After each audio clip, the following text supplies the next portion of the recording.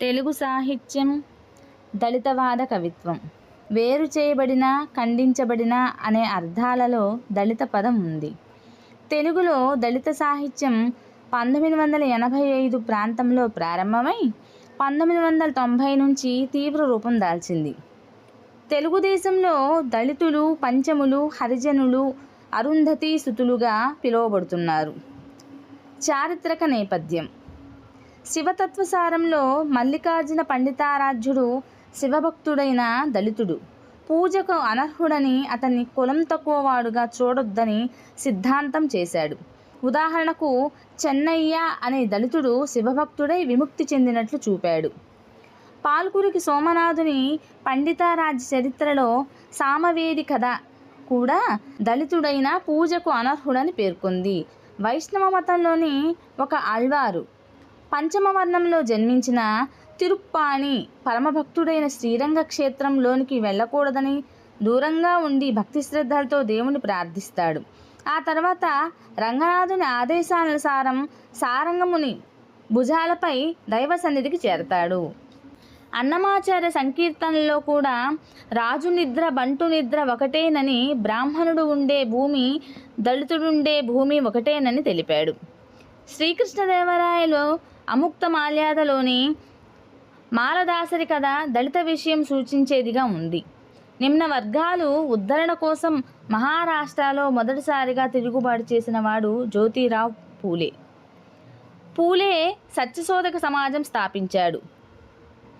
పూలే రచనలు 1 గులాంగిరి, 2 పూజారి తత్వం బయటపడింది. పూలే అనుచరుడు లోఖండే సత్యశోధక సమాజ స్ఫూర్తితో బ్రాహ్మణేతర కార్మిక ఉద్యమాన్ని స్థాపించాడు. 1882లో సత్యశోధక బహుజన రైతు ఉద్యమం ఏర్పడింది. పూలే నిర్మించిన భావజాలాన్ని కుల నిర్మూలనావాదంగా బిఆర్ అంబేద్కర్ ముందుకు తీసుకువెళ్ళాడు. శివరాం కామ్లీ నిమ్న జాతుల మహాసభను ఏర్పాటు చేశాడు. ఇతడు సోమవంశీయ మిత్ర అనే మాసపత్రికలను కూడా ప్రచురించాడు.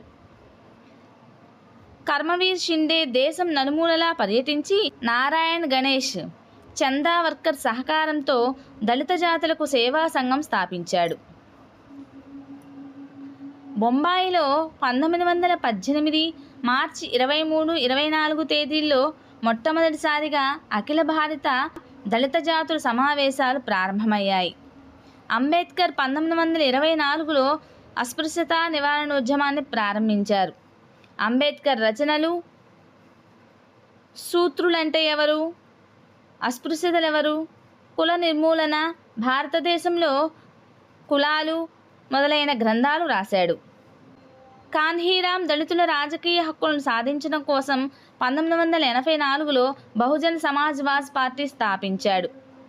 ఓట్లు మావి సీట్లు మీవా అంటూ కాన్షీరాం గర్జించాడు. రిపబ్లికన్ పార్టీ, దళిత పాందర్, దళిత మహాసభ వంటి సంస్థలు దళితుల కోసం పోరాడాయి. ఆంధ్రప్రదేశ్లో 1985లో కారాబేడులో దళితులపై అగ్రవర్ణాలు చేసినటువంటి దాడి, ఆ తర్వాత చుండూరు సంఘటనలు దళితుల్లో తిరుగుబాటుతనం ఏకమైంది. దళిత అంటే కొట్టబడిన అని నైఘంటిక అర్థం. దళిత ఉద్యమంలో అణగదొక్కబడిన వారు అని అర్థం. ఉన్నమ లక్ష్మీనారాయణ గారి మాలపల్లి, వెంకట పార్వతీశ కవులు మాతృమందిరం వంటి నవలలు దళితుల సమస్యల్ని చిత్రించాయి. 1911 గురజాడ మంచి అన్నది మాల అయితే మాల నేనగుదున్ అన్నాడు. చాలామంది గబ్బిలం రచించిన జాషువాను తొలి దళిత కవిగా చెప్తారు. 1915లో అస్పృశ్యతను నిరసిస్తూ మంగిపూడి వెంకట శర్మ నిరుద్ధ భారతం అనే మంచి కావ్యం రచించారు. 1919 గరిమెళ్ళ పంచముల గీతం రాశాడు. దీనిలో పంచములంతా ఒకటిగా ఉండాలని సూచించారు. కొండపల్లి జగన్నాథరావు 1921లో నిద్రావస్థలో ఉన్నటువంటి దళితుల్ని మేల్కొల్పడానికి మేలుకొల్పు గీతాన్ని రచించారు. 1922లో తిరునగరి వెంకట సూరి మమ్ము విడిచి స్వరాజ్యమందుట సాధ్యమా అని గీతాన్ని రాశాడు. 1923లో కంభంపాటి లక్ష్మీనరసింహం సోమయాజులు గారు స్వరాజ్యతత్వం అనే గీతాన్ని రచించారు. త్రిపురనేని రామస్వామి చౌదరి సూతపురాణం, శంభుక వధ రచించారు. 1930లో జ్వాలారంగస్వామి అంటరాని వాడెవ్వడు అనే సుదీర్ఘమైన పాటలు రచించారు.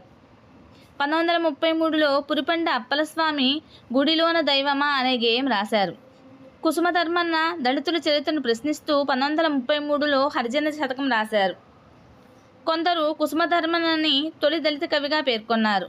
దళిత కవిత్వం వచన కవిత్వం పాట అనే రూపాల్లో వెలువడింది. సో టీచర్స్, మీకు కనుక ఈ వీడియో నచ్చినట్లయితే ప్లీజ్ లైక్ చేయండి, షేర్ చేయండి, సబ్స్క్రైబ్ చేయండి, అలానే సపోర్ట్ చేయండి.